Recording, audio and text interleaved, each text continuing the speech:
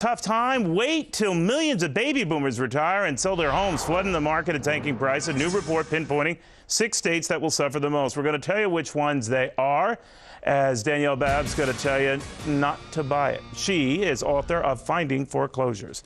All right, let's go through these states. This is essentially the states, Danielle, where you have more people leaving than coming in, which would not be a very good environment to sell a home, period. Do you buy it? I don't buy it. I'll tell you why, Neil.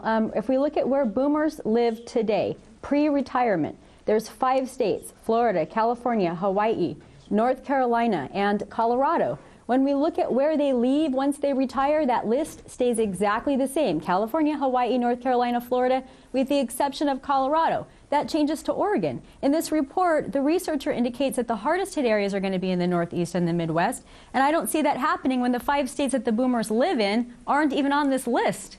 All right, but I guess the view is that regardless of whether you buy these 6 states, as we kind of go through them now and see where they are, there are a lot of boomers, and they are retiring, every 6 seconds one of them turns 60 or whatever, so they're going to retire fast. And they're going to want to move out of their homes into presumably something smaller. The demographic argument makes sense. You don't buy it? I don't buy it because this particular generation is the first group of retirees we've seen do a number of things. First of all, they're retiring at a later age.